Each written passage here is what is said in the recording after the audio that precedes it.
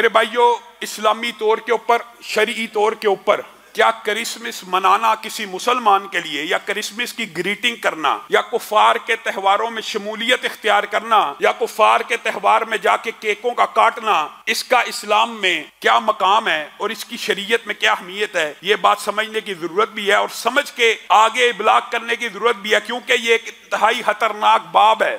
آپ کے سامنے بر صغیر پاک و ہند میں نہیں بلکہ پوری دنیا میں 25 دسمبر کو ایک تہوار منایا جاتا ہے جس کو آپ سب بھی جانتے ہیں اور ہم بھی جانتے ہیں۔ اس کو کیا کہا جاتا ہے؟ کرسمس۔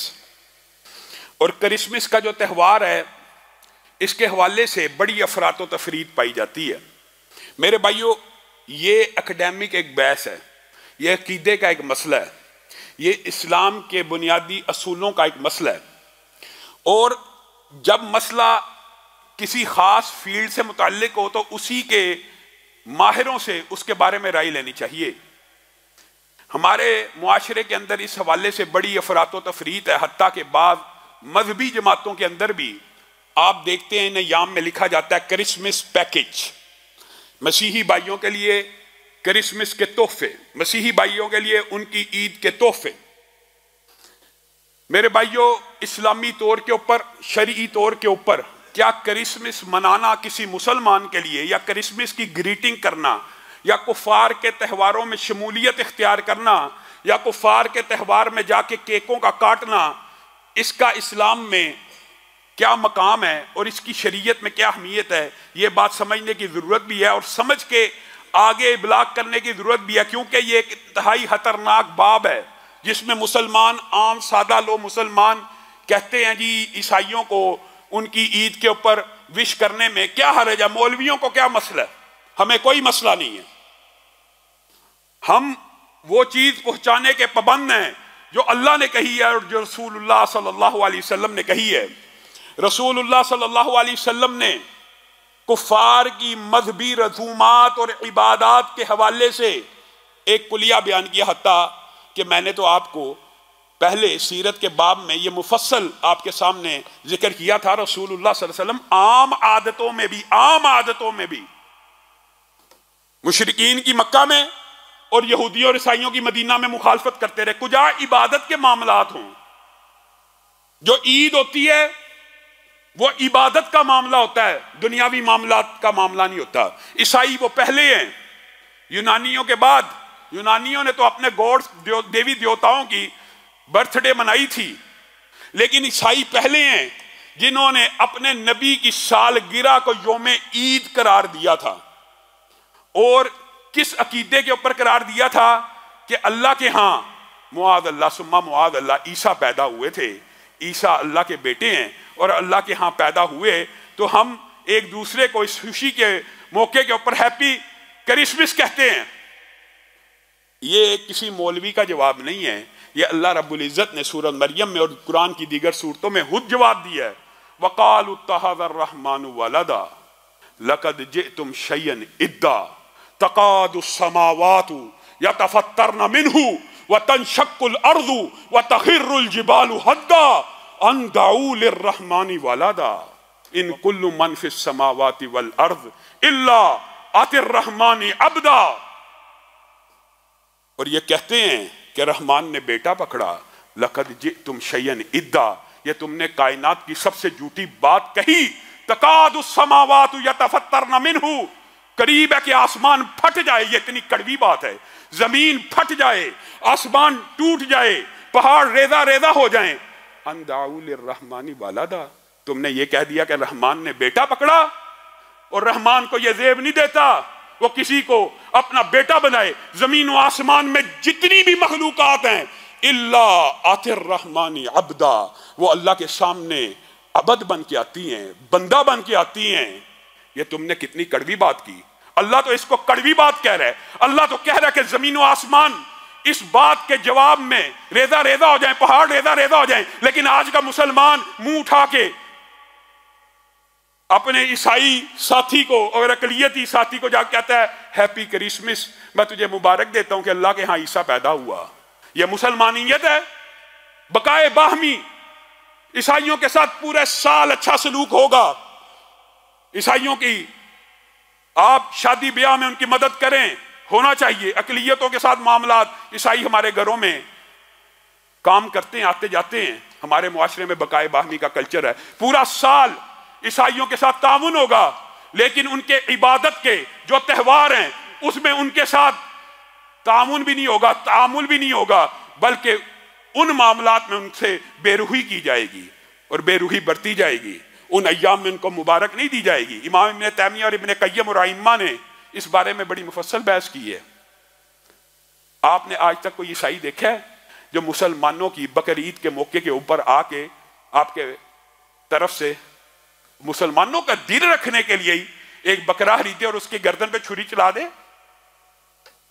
آپ نے کبھی نہیں دیکھا ہوگا، لیکن آپ نے ایسے مسلمان ضرور دیکھے ہوں گے جو عیسائیوں کے اس تہوار پہ اپنی جیب سے کیک خریدیں گے اور اس کیک کے اوپر چھری چلا دیں گے۔ بڑے بڑے ائمہ نے یہ کہا یہ کیک کی بات ہے، اگر ان کے عبادت کے، یہ عبادت کے تہوار ہیں، یہ ان کے عبادت کے تہوار ہیں، ان کی شریعت کے تہوار ہیں، ان کے مذہب کے تہوار ہیں۔ من تشبہ بقوم، جو بندہ تشبہ کرتا ہے کسی قوم کے ساتھ فہو منہ یا فہو منہم، تو وہ انہی میں سے ہے۔ اب مجھے ایک بات بتائیے، یہ تشبہ کیا صرف لباس میں ہے؟ لباس میں بھی نہیں ہونا چاہیے ایسا لباس جو کسی کافر کا مذہبی عقیدے کا حصہ بن جائے، اس لباس کی بھی مشابہت نہیں ہونی چاہیے۔ کجا یہ کہ آپ ان کے تہواروں کی مشابہت کرتے پھریں اور ان کے تہواروں کے اوپر جا کے کرسمس کے کیک کاٹیں، اور بڑے بڑے حاجی اور بڑے بڑے علماء بھی کرسمس پیکج دے رہے ہیں اور عیسائیوں کے ساتھ شریک ہو کر ان کیک کے اوپر چھری کو چلا رہے ہیں۔ حضرت عمر نے کہا کافروں کی اعیاد کے موقع کے اوپر، عیدوں کے موقع کے اوپر ان کی عبادت خانوں کا رخ بھی نہ کرو، کیونکہ اللہ کا غیظ و غضب ان کے اوپر نازل ہو رہا تھا، کیونکہ یہ تہوار انہوں نے خود گڑے ہیں، یہ خوشی کے تہوار نہیں ہیں، یہ اللہ کو ناراض کرنے کے تہوار ہیں۔ آپ وہاں جا کے کیک کاٹتے ہیں، محدثین نے، ائمہ نے لکھ دیا وہاں پہ جا کے کیک کاٹنا تو آپ نے تو اپنی جیب سے کاٹا، اگر وہ آپ کو کوئی تربوز بھی دے دیں تو آپ اگر وہ تربوز بھی کاٹ دیں تو یہ تربوز کاٹنا خنزیر کو ذبح کرنے سے زیادہ سنگین ہے۔ لیکن میں اور آپ اسلام کے ان بنیادی عقائد سے مسیحیوں کے ساتھ تعاون کریں، پورا سال ہے، تعاون پورا سال ہے۔ عیدوں کے اوپر وش کرنا، اس سے اجتناب کرنا مسلمانوں کی ضرورت ہے۔ لیکن میرے بھائیوں، میں اگر سوختہ ساما ہوں تو یہ روز سیاہ خود دکھایا ہے، میرے گھر کے چراغاں نے مجھے، اللہ تعالیٰ نے قل هو اللہ احد اللہ الصمد لم یلد ولم یولد کے بارے میں تو کہہ دیا کہ میرا کوئی بیٹا نہیں، اور نہ اللہ کو ضرورت ہے کہ کوئی بیٹا بنائے۔ اللہ کے سامنے ہر کوئی بندہ آپ کے سامنے آیتیں رکھی ہیں، لیکن ہم میں سے بعض مسلمان کم علمی کی بنیاد کے اوپر، محبت کی بنیاد کے اوپر، بیٹا تو دور کی بات ہے، اپنے نبی کو اللہ ہی کا جز بنا دیتے ہیں، معاذ اللہ۔ یہ بھی دکھ کی بات ہے کہ نہیں؟ نور من نور اللہ، نور بشر کی بحث میں آگے بڑھتے بڑھتے اس مقام پہ پہنچے کہ نور تو بشر سے افضل نہیں ہے، تو یہ عقیدہ بنا لیا ہاں ایک نور بشر سے افضل ہے۔ نور بشر سے افضل نہیں ہے، کیونکہ ساری نورانی مخلوقات کو آدم کے سامنے جھکنے کا حکم ہوا تھا۔ آدم اشرف المخلوقات ہے، لقد خلقنا الانسان فی احسن تقویم، سب جانتے ہیں اشرف المخلوقات انسان ہے۔ نور آدم سے افضل نہیں ہے، ایک نور افضل تھا، انہوں نے کہا اب کوئی بات نہیں بنتی تو نور من نور اللہ کہہ دیتے ہیں، نبی کریم صلی اللہ علیہ وسلم کو اللہ ہی کا نور بنا دیتے ہیں۔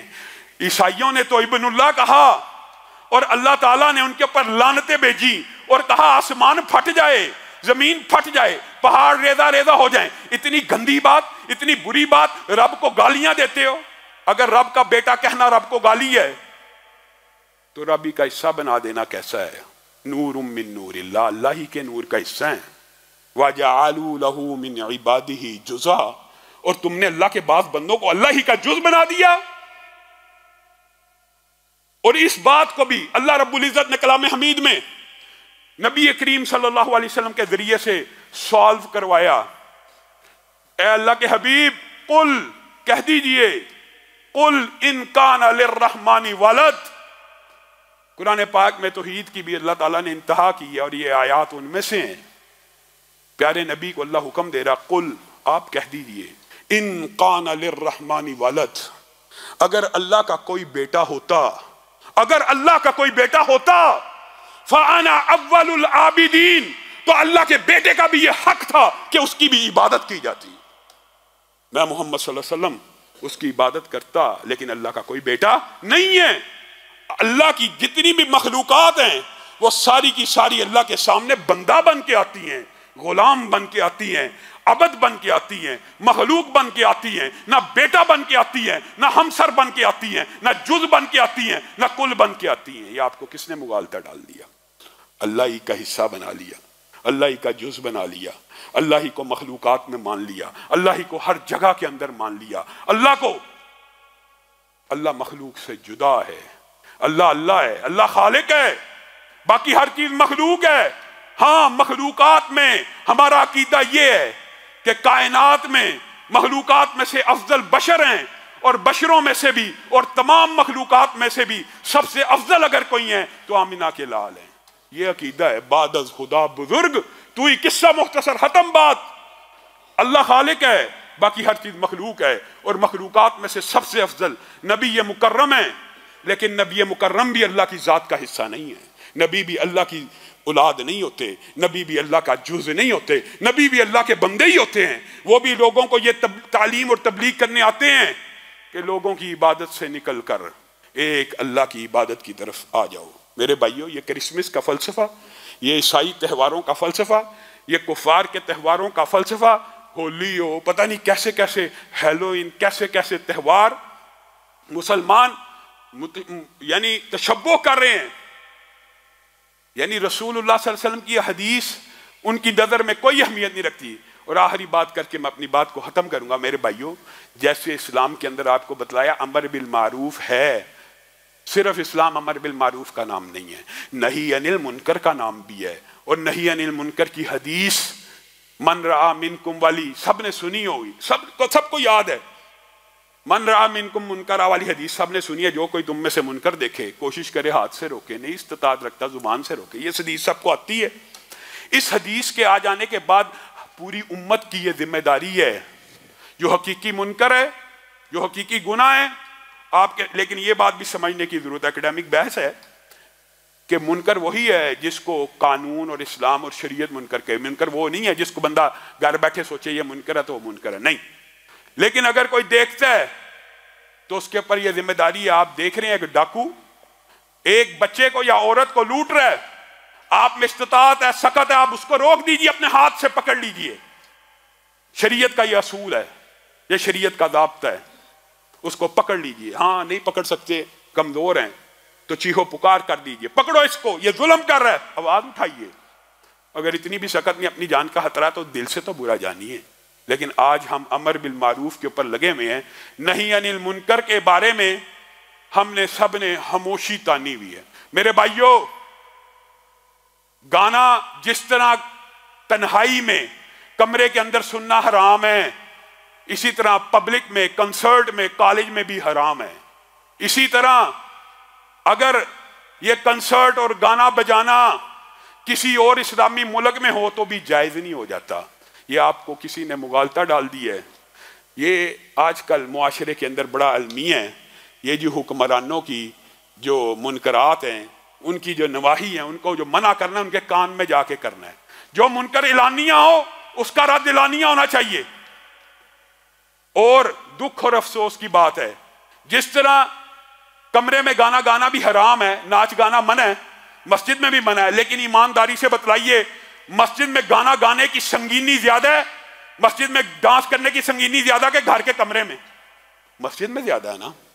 اسی طرح وہ وطن جس کو اسلام کے نام پہ حاصل کیا گیا، وہاں کعبہ کی بیٹی و بادشاہی مسجد کے میناروں کے نیچے اگر حوا کی بیٹی کو سرے عام بیچا جا رہا ہوگا لائسنسوں کی آڑ میں، تو یہ زیادہ سنگین اور کبھی جرم ہے کجا کسی کافر ملک میں ہو۔ اسی طرح وہ ریاستیں جو محبت وحی ہیں، جہاں مکہ اور مدینہ ہے، وہاں پہ اگر اس طرح کے کام ہوں، کنسرٹ، ناچ گانا، گانا بجانا، اس کے اوپر خاموش رہنا اور اس کو منکر نہ سمجھنا، یا اس کی نہیں نہ کرنا، یا اس کا رد نہ کرنا، یا اس کو برا نہ جاننا، یہ بھی سنگین ہے میرے بھائیوں. پاکستان میں اور اس ریاست میں گانا بجانا دیگر ریاستوں سے زیادہ سنگین ہے، کیونکہ یہ ریاست اسلام کے نام پر بنی اور وہاں پہ مکہ اور مدینہ موجود ہے، وہاں پہ زیادہ سنگین ہے.